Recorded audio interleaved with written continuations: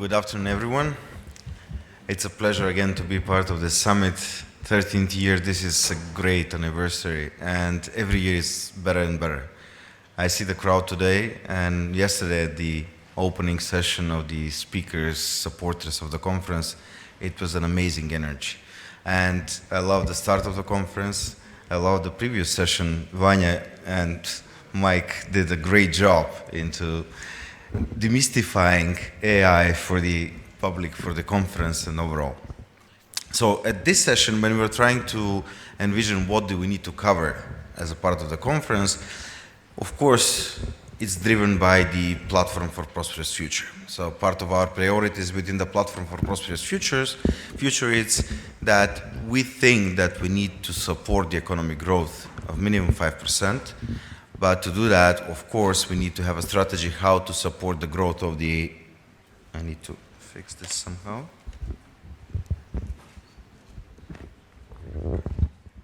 Okay. So we were thinking that we need to make sure that we find a way for small and medium enterprises to foster their growth, to manage their competitiveness on the long run. Because without having a strong small and medium enterprises, you are not able to have perspective growth of the economy.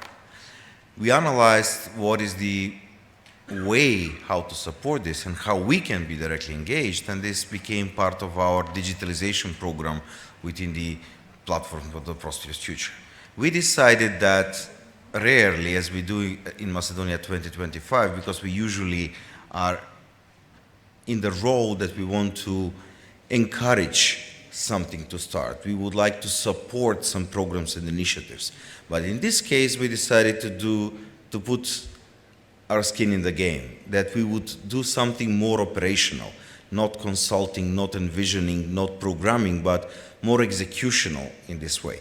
And that's how we decided to establish the new Center for Digital Transformation, Go Digital, which was recently established, as we announced 1 month ago, but it's already running. What we do and what is the aim of the center is that we would like to create the ecosystem for digitalization of SMEs.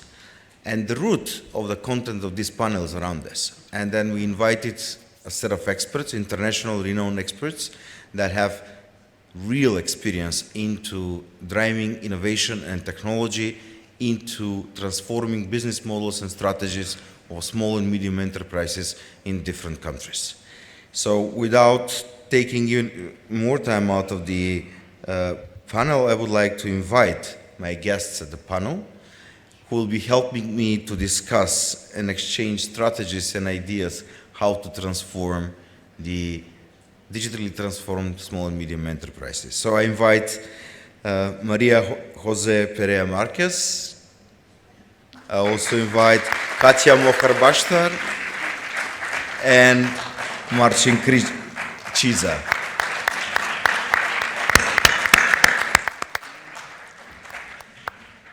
Thank you for accepting our invitation to be part of the conference. This is very valuable for us. Your background experiences definitely would help send the message and try to envision the work of Macedonia 2025, the new agency Go Digital. So Maria Jose Perea Marquez, responsible for solution design and venturing as executive partner in LD7, a leading digital and technology-enabled transformational agency, working with companies across the sector to help them transform and innovate their business models to stay competitive and on the edge in what they know and what they do.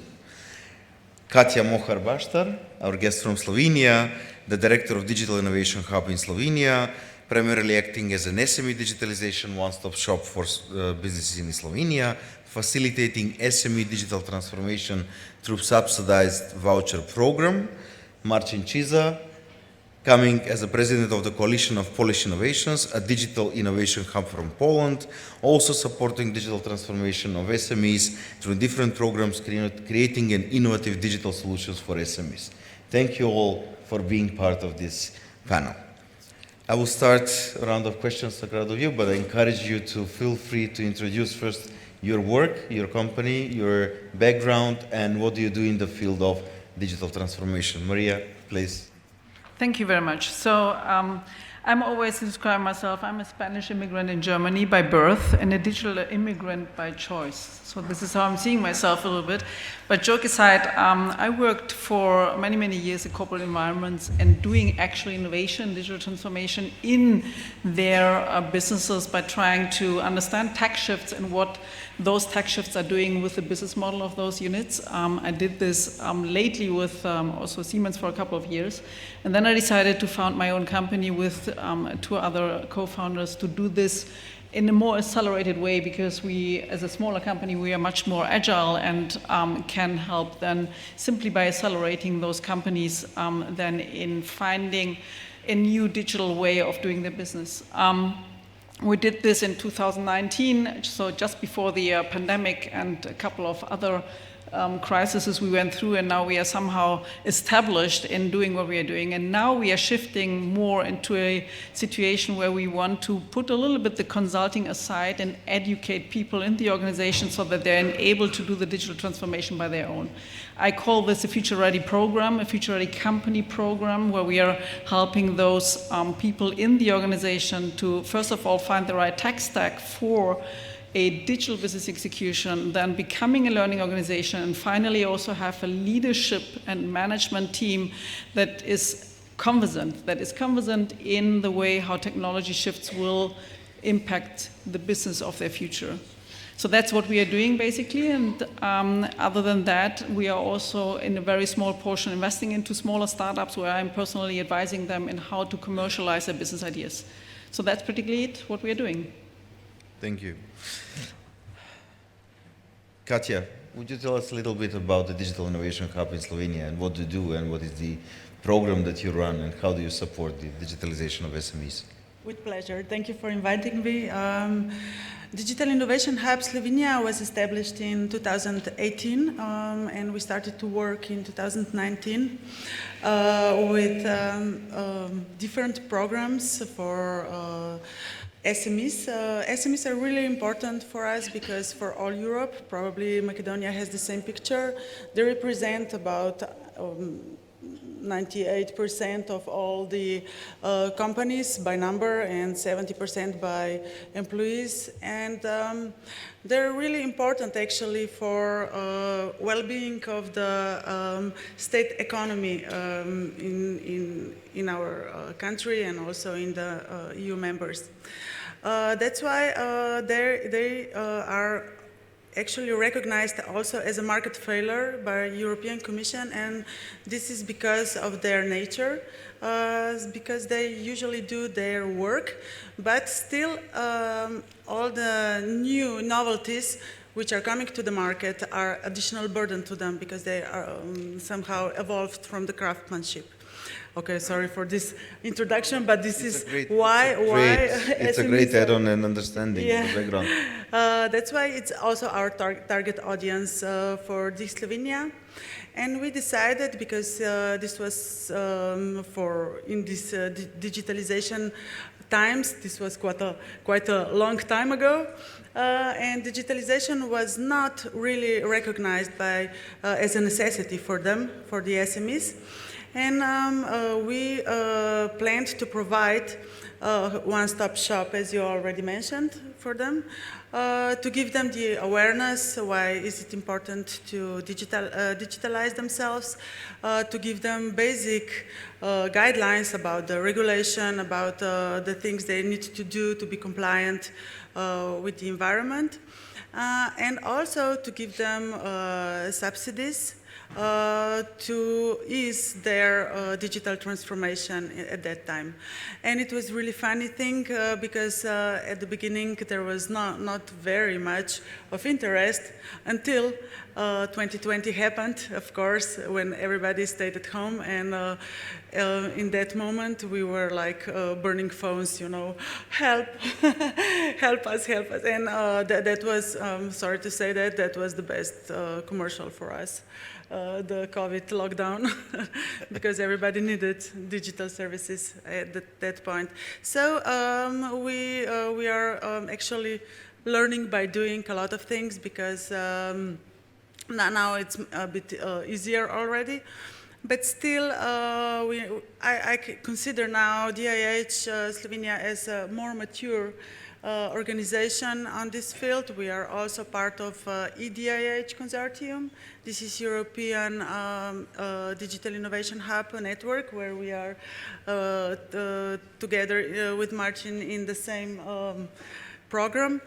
And we are also part of different consortium in European projects because we are non-profit and we finance ourselves through projects and some commercial services.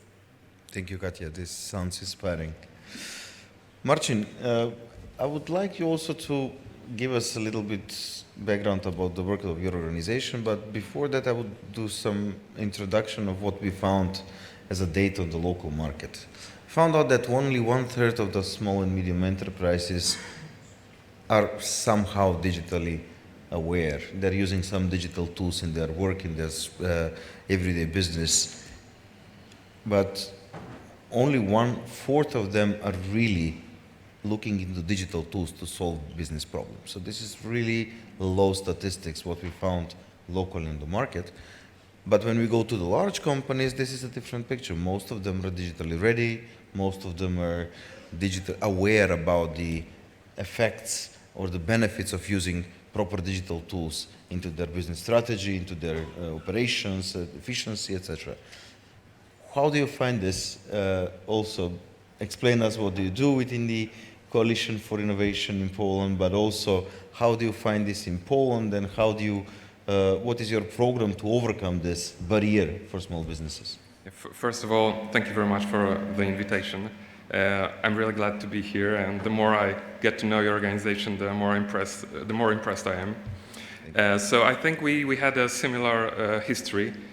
My organization was founded 10 years ago by international institutions, international companies, and also some Polish institutions.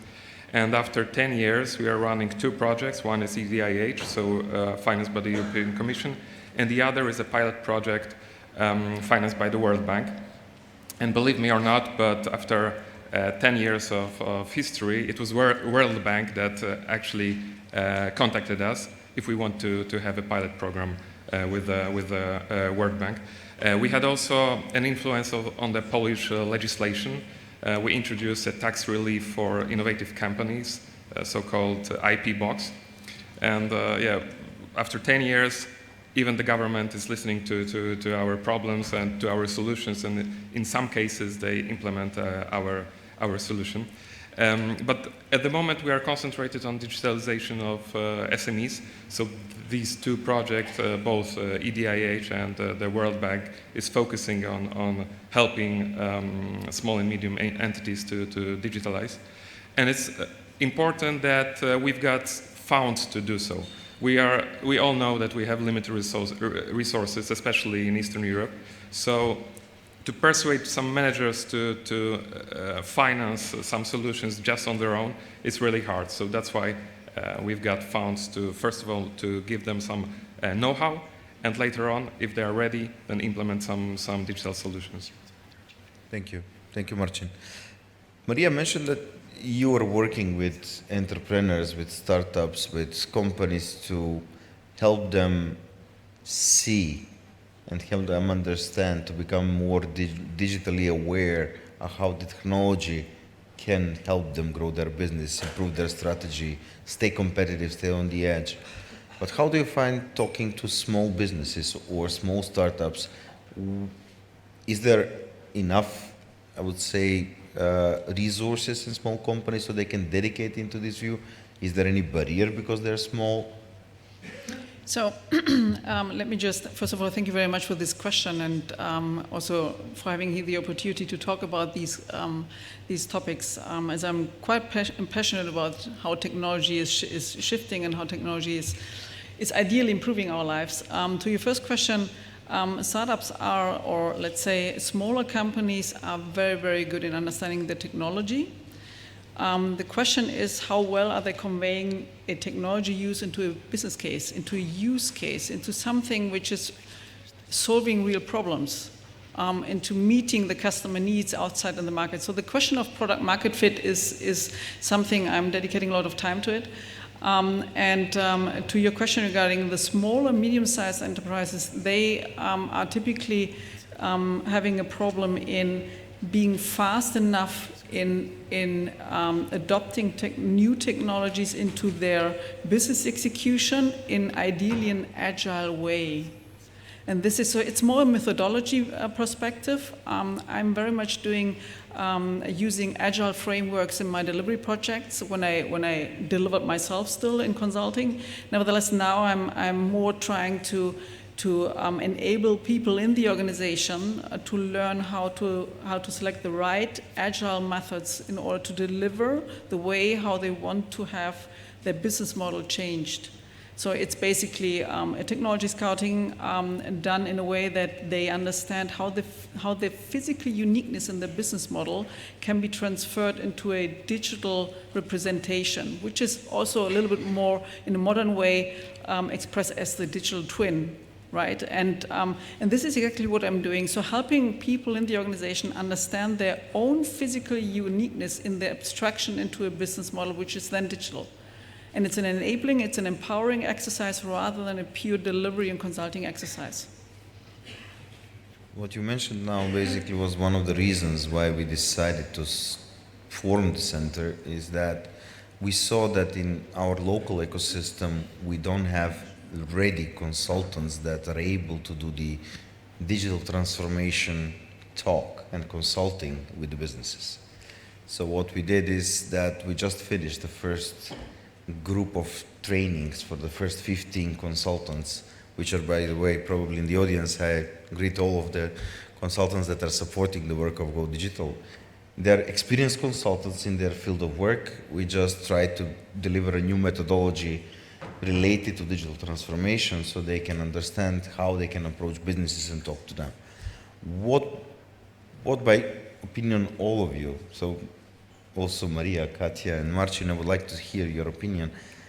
How do you find the effectiveness of the work of the consultants into the changing the strategy of the businesses in the years, in the midterm, I would say? Because in just as an action, one project, that doesn't change too much. So what needs to be done to raise the awareness that, and how this is done by the consultants to do the midterm, at least, strategy into technology transformation of the companies? Katja, please. Yes, thank you. I was so eager to answer that. As I mentioned, the COVID pandemic was our first advertiser. The second were actually our consultants. What we did also is we built the catalog of consultants. So the SMEs have a really transparent picture who is doing what on the market. And they are still, even though now we have a period without vouchers, they're still looking at that catalog, and consultants are still getting in that catalog. And it's really good because you know what are their products, like the price and so on. And what they did for us, we have now, I think in our database there is 1,700 people, let's say like 3 or 5 per company, which are offering the cybersecurity services, digital marketing, digital strategy, and digital competences courses. And you can really check there and get them. And what they did, they were going to the companies and said, okay, we have some subsidies for the companies so they can go through the digital transformation. You can do it with us. And they presented them one-to-one, you know. It was like a really one-to-one practice for the companies, because they didn't know what digitalization is, and that was only 4 years ago or maybe 5. And talking to those, a lot of companies decided to go through this direction, and it was really good because they were independent from particular solutions. Solutions were maybe the next step, but when they were doing a strategy or whatever, they offered them of course, we did the guidelines how to do strategy. They went through, I don't know, customer experience, data strategy, everything. So, the company had the time to think about, and also it was a win-win situation. Actually, for us, it was really win-win situation because they went on the field and they got the companies. For the consultants, of course, they got the clients, and for the clients, so they got the service. So you managed to tick so many boxes at once. So raising awareness. yeah, it was not transferring intentionally knowledge, at first, but raising awareness, transferring knowledge, yes, building a strategy. So Yeah. that's already a big success. yes. And it was not intentionally done but in the way the development of this process, it was a really nice situation that we took advantage of. Do you measure the number of companies that acted after this intervention of, let's say, know-how transfer, training sessions, consulting? How Yeah. many of them acted into starting implementing something? Yeah, actually we measure that because these are state aid funds. So we need to measure what they did after 2 years, but we also have a tool. It's a digital maturity assessment. It's a tool where they assess. They have automized report after they go through the questionnaire, and they are also benchmarked among the similar companies in the population.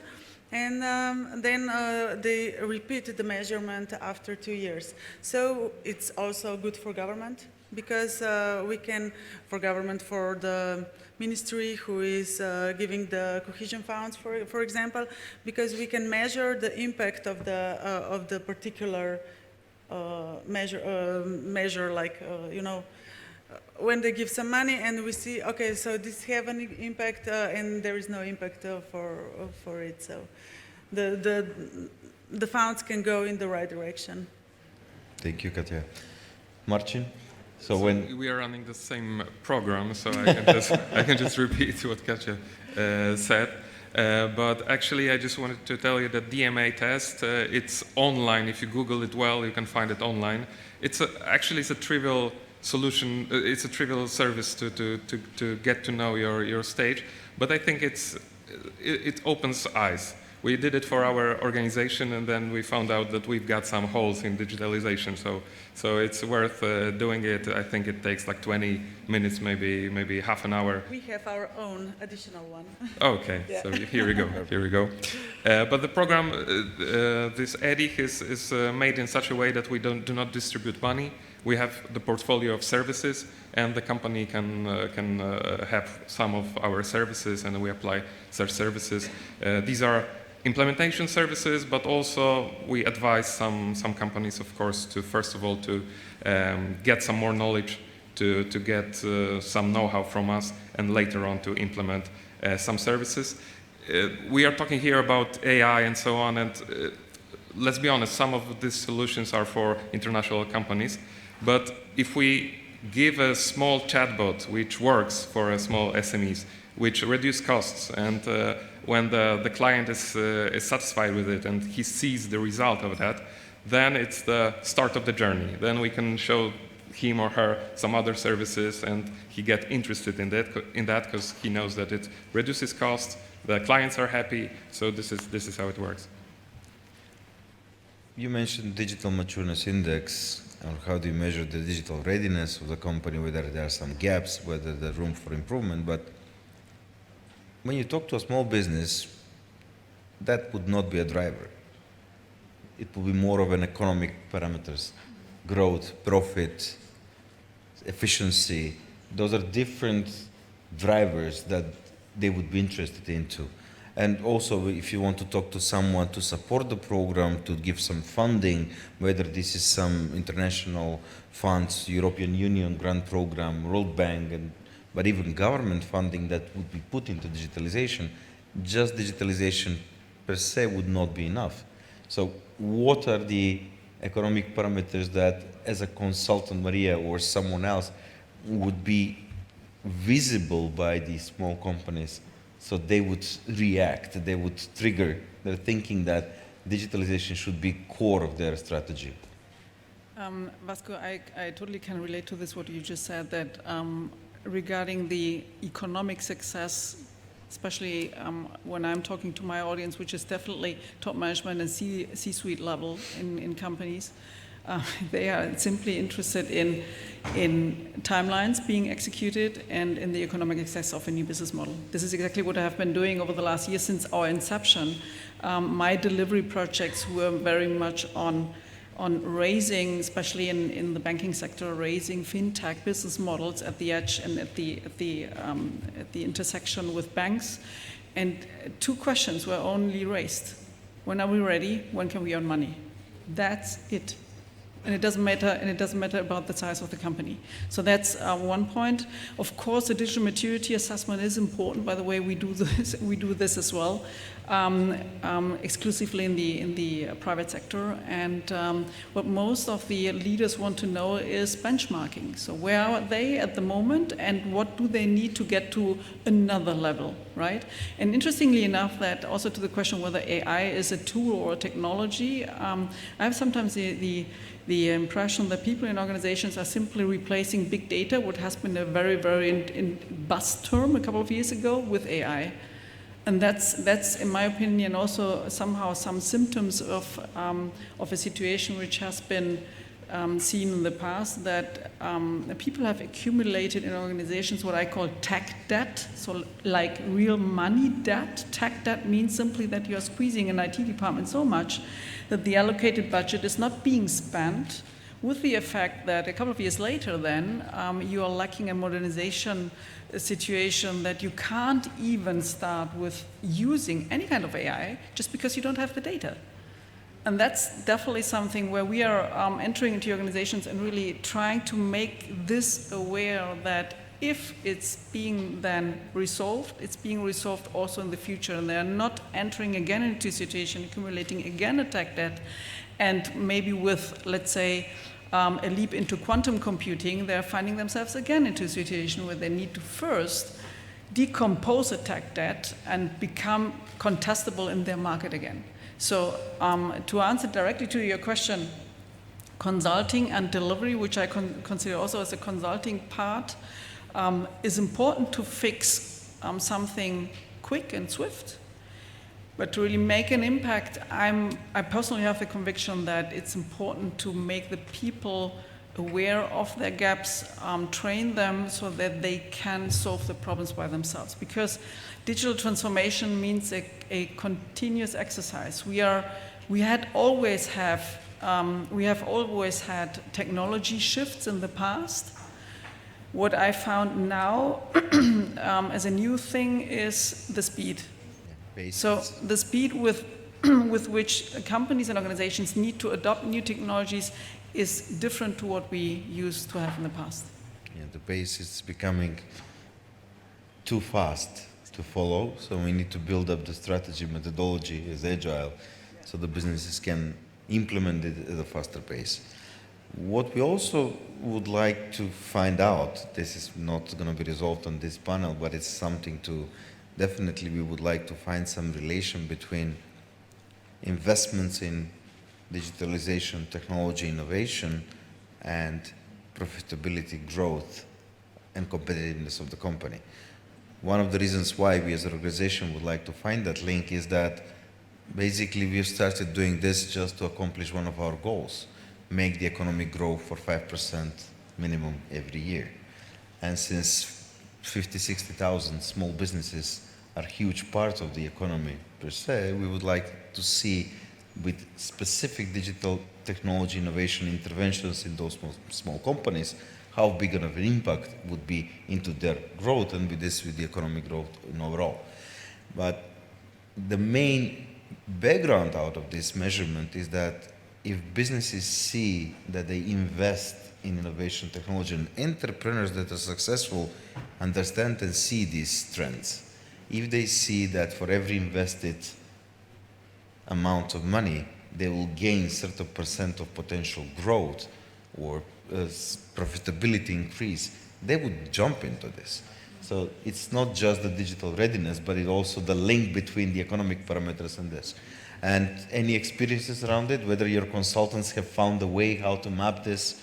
I mean, maybe I will just add that I think digitalization is a great chance for Eastern Europe. We've got so many skilled people, and even at your organization, the know-how is absolutely amazing on the top world level.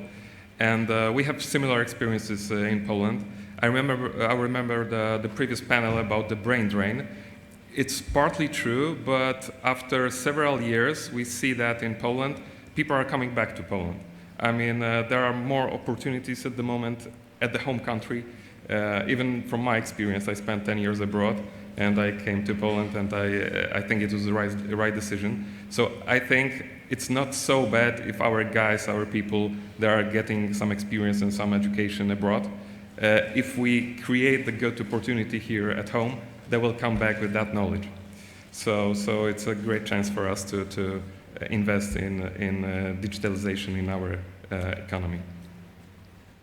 Great. Katja, you mentioned that you managed to catalog available services, solutions, tools that will help SMEs digitalize, and basically this was the blueprint also for the consultants how to engage with the company. So basically they had a tool set that they can offer, position, and say if you use this tool, specific tool, which is by the way local from the neighborhood, and they can assist you achieve this and that. How did you manage in such a short time to catalog such a vast catalog of solutions and products? Because I've been through the catalog, it's overwhelming. I would say you need assistance to search within it, because there are thousands of solutions and services listed there, and definitely this is a huge success. Well, actually, we invited, of course, the consultants and experts to subscribe to catalog, and I think that there were some best practices and people. It's a word of mouth, you know. It went around like a fire, and in a certain time when this was there was a lot of money for that.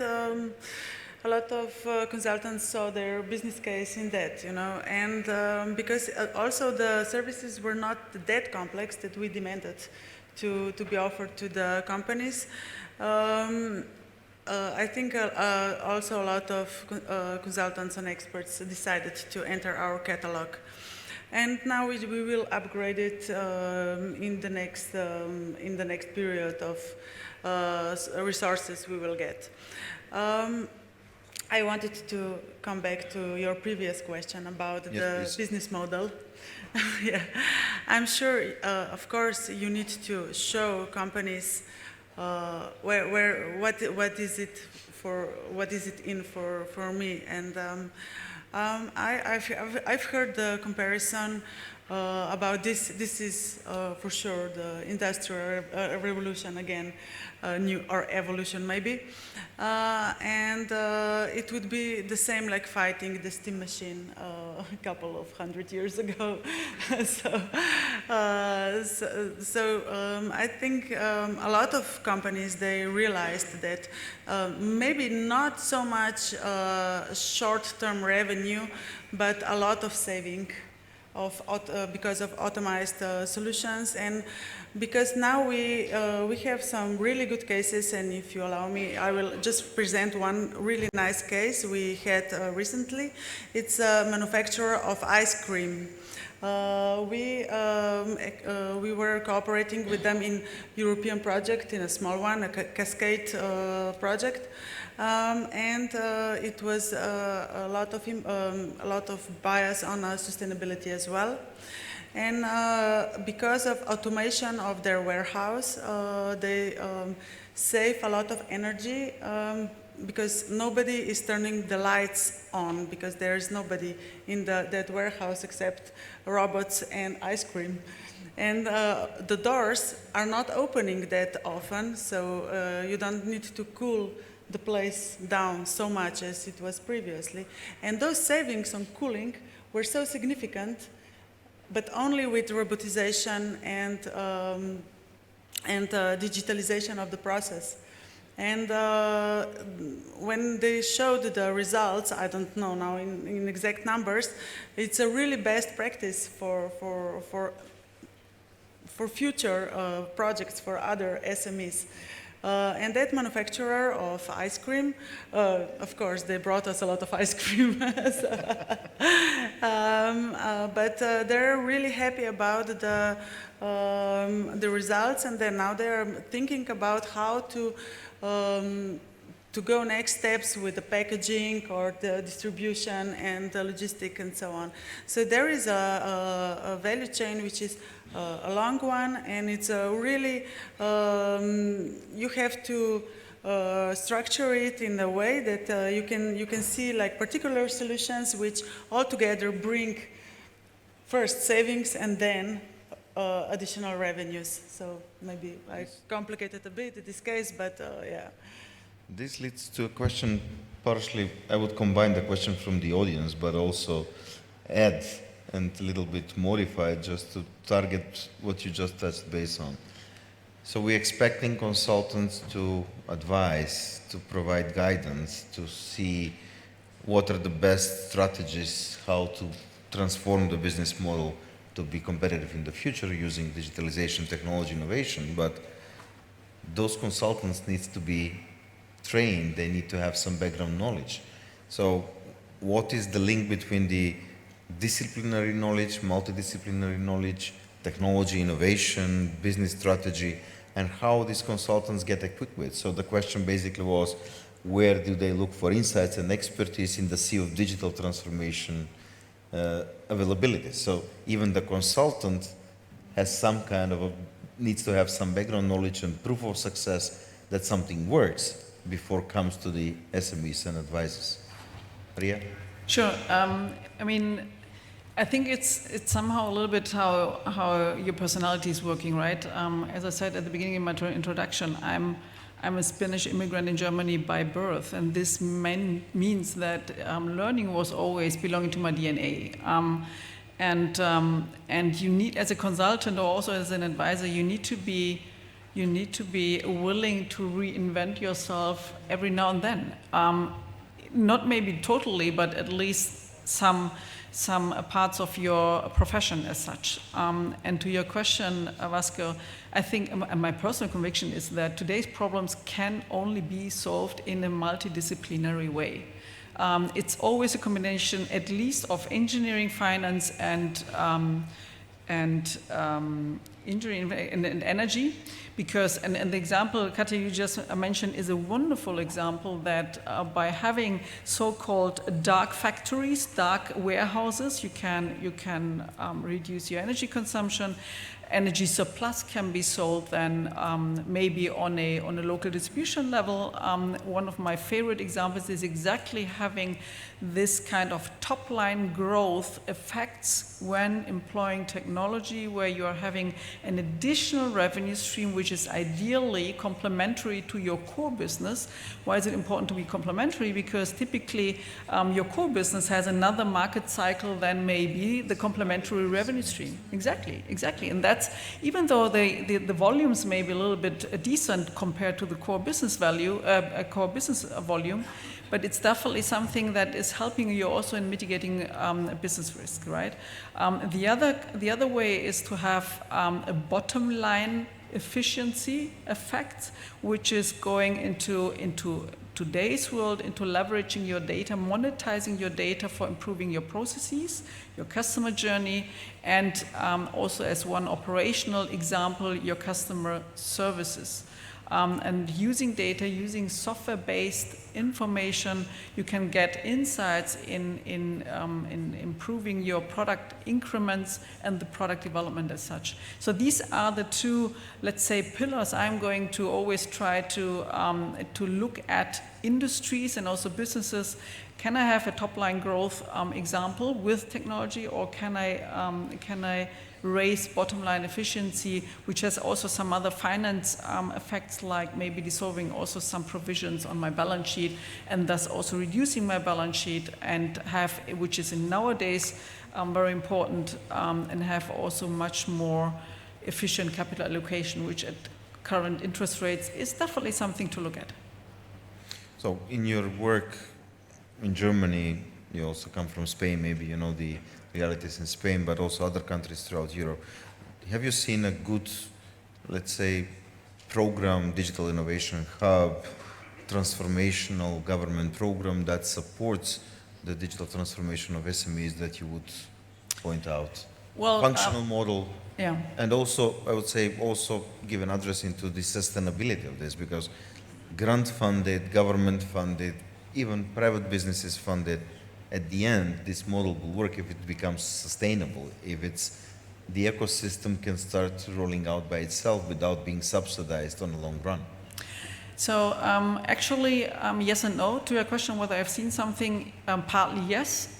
So I'm based in Munich, and Munich has, of course, with the university and the academic institutions, some favorable conditions to let innovation play.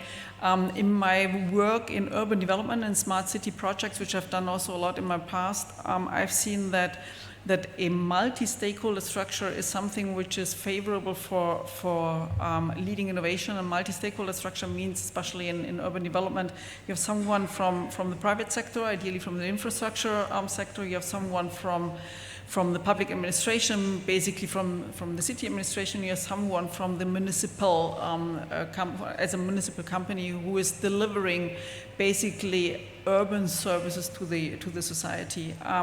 If this stakeholder group is being managed well, then innovation can happen very well. So that's an example I've seen in Munich, partly working well with a couple of innovation centers there. And those innovation centers, what they are doing is they're bringing people together. They're building communities, they're building network. I'm also attending occasionally those network events, and I can't really see one single of those events where I haven't taken at least a couple of contacts with me, and then just continue the conversation. So that's one part. The other part is what companies as such are doing. So how are they managing innovation? And for me, a well-managed innovation department within a company is keen on distilling ideas that have an accretive revenue contribution within an acceptable time frame. So, and accretive means here that it's having a considerable revenue contribution than, let's say, in 3 or 5 years time frame. Other than that is what I called often innovation pathology. So just having a little bit of innovation ideas for the sake of innovation and using talent somehow that it's not getting bored, and that's it. But as long as innovation is being used in companies, that there is a clear strategy and plan that any kind of business idea has either top-line growth or a bottom-line efficiency impact with a considerable revenue contribution, that's something where I'm saying that's a well-managed innovation management in also larger companies. Thank you. Great insights. Marcin, I would like to, because we are all talking about creating this ecosystem, giving the proper consultancy, have the right offering, even create the demand for the right offering of tools per industry for specific needs, improving specific technology by driving innovation into that. In your work as Digital Innovation Hub, if you say we were successful in this, you would say that it was innovation in new tools, it was, let's say, fostering a community of consultants. What would be, by your self-evaluation, the successful thing you have done as a digital innovation? That was really challenging to find the right consultants. That was also what the World Bank wanted from us. I will just briefly tell you about the project that we are starting with the World Bank. So they wanted us to find 2 consultants, one business consultant and the other technology consultant.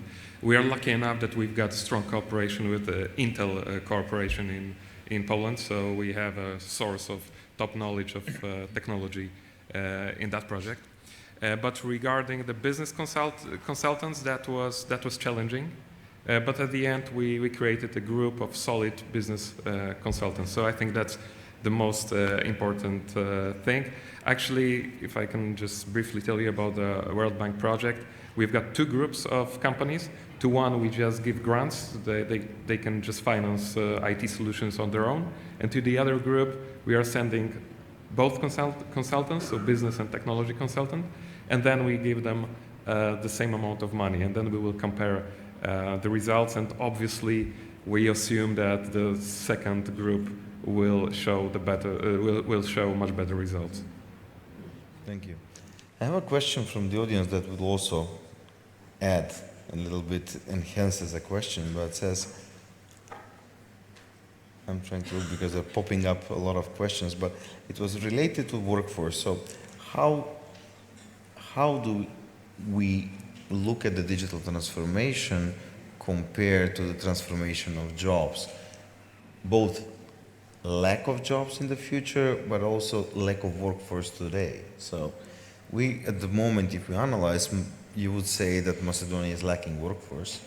There is a public debate, and we started importing workforce from outside for more traditional industries, I would say. But at the same time, in perspective, as we heard from the previous session, we should expect between 20 to 70% huge impact into the workforce in the next 5 to 10 years. So how do we tackle this from one point? How do we use this into competitive advantage? If we don't have a workforce, what are the digital tools which would implement so we substitute the need of additional workforce through technology? That's one. And also, how do we work and transform the existing workforce to be ready for the future? I recently heard a speech by a Singapore politician. I don't remember if it was an MP or the Prime Minister, but they just launched a program for seniors above 40 into transforming their digital skill sets to be ready for the future. And this involved different kind of trainings in digital readiness so they can keep their work in the future to be sustainable in their profession, just adding new skills. Do you have something related to this? How do you perceive this in the work of the Digital Innovation Hubs also? Maria, Marcin, please comment to this. This is part of the question. I just enhanced it into more diverse topic. Okay, so yeah, we do actually ongoing research on this. It's what will companies need in the next 5 years. Then we combine that with another research, what the study programs are offering in the digital way. And then we also built the digital competence catalog, which is also transformed into the tool when you can assess your digital competences, or your HR manager can send you to assess your own digital competences. Readiness. Yeah, or again, they can, for the specific profile, you can get out also the HR searching for person. So yeah, with this, so we have this data. We can see also in Slovenia there is a huge lack of digital experts, but we are in a position so that we can consult academia as well, because they are our partners, which are the study programs they should enforce, and which are the programs for upskilling and reskilling of the existing population. We were also cooperating with Symbioza. This is social enterprise. We had like a program for 100 ladies or girls from socially less developed, they had different issues in life, and they could come to those mentoring programs, and they could be IT experts for the companies. It was really a nice program, but the unfortunate thing was that it was for free, and those girls were not really attending those classes, and it was really low percentage of them who finished that. Yeah, we can see that there was a slightly better picture was this year when I think those micro-credentials. I don't know whether this is a common European thing. Micro-credentials is a study program when you get points, ITS points only for one thing, for cybersecurity, for example, or for coding, and you can then collect those points in different topics. But it's really useful, obviously, in Slovenia. I would like just to add something to Maria's answer to Please, prior please. question. What we do to train our experts and our consultants, we do the train the trainer thing, which is the consequence of technology scouting process. So if we find somebody who is really good at some technology, we ask him, and then we invite our experts to join the mentoring, and they have the presentation of different technologies like digital twins for certain thing. Then we have another thing we both have. It's Test Before Invest, a service in the EDIH. We are partners with universities and Josef Stefan Institute, that's a research institute, and they have a lot of equipment, so SMEs and also experts. Like a showroom of technology innovation. Yeah, but you are led through that showroom with an expert who gives you insights of how it's. But this is really good, so you don't invest in some technology before you try it. This is really nice service. I don't know. We don't have a lot of this, but it's really useful, I can see. And the third thing is best practice. So usually we ask those really nice practices if we can present them to our experts, or they can come and visit. And these best practice examples are really useful and appreciated. Thank you. You have been since yesterday. Maria joined us today, but you have been a couple of hours at the summit. You have seen the part of the work of Macedonia 2025, the energy in the room, people at the panel. Now we've discussed what we plan to do with Go Digital as a center for digital transformation. I would like to see your advices as consultants. What shall we do? What are the things that we should do within the next couple of years so we can ensure that we foster the digitalizations of the SME? So a couple of points out of advices out of experience from previous work. Maria, Marcin, Katja. Well, I think you've got the top knowledge regarding IT. What I would advise you is to set up some working groups. This is what we did in Poland, and it worked really well. For now, we are still running some working groups, like legal tech, for example, like blockchain working group. And there you can share the knowledge with some companies, and companies that are interested in getting that knowledge. It worked really well in Poland. You are gathering people who are willing to develop, and at the end with great results, not only for the whole economy, I would say. It's a great example. Thank you. I mean, a lot of has been already said in this direction, and I would only add one complementary topic around the leadership. I think still leaders need to get tech conversant, becoming a real digital mindset, and a digital mindset means to make sense of data and algorithms and get the right insights for prediction and prescription, so that we can get really into the situation that decisions can be made upon skills and upon the workforce, that we are not employing people for jobs where we already know today that tomorrow these jobs are being taken over by a robot, a machine, or an autonomous system. Rather, we should really think of how can we employ technology and enable those people to find themselves a solution and not being replaced by technology. So that's one point. And another point I'm very convinced of, that this might be a very good methodology also top down from the leadership to set the right speed for innovation is applying lean, agile principles also already in the leadership team. This does mean that being a growth mindset, being a digital growth mindset is one topic, but also to have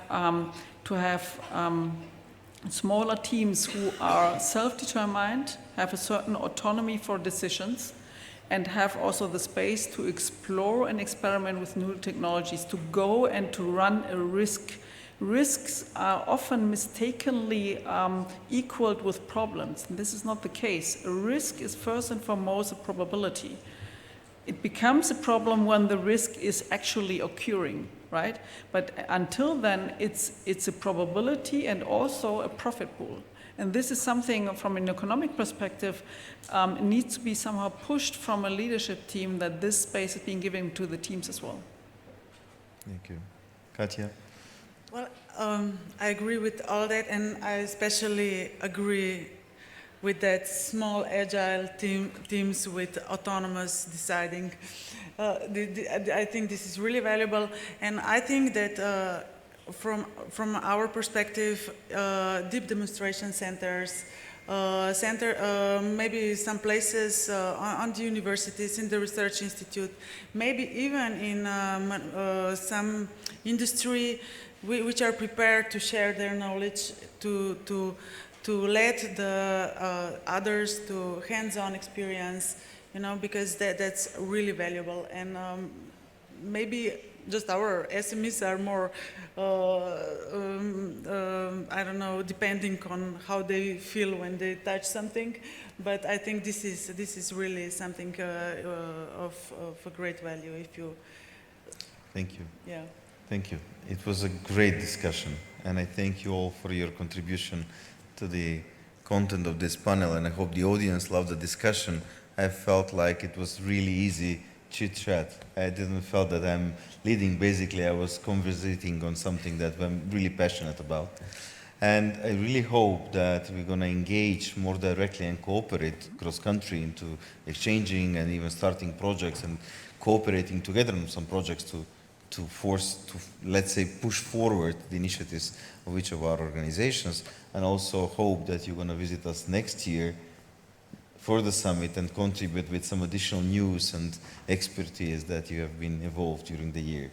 Thank you. Thank you. Thank you.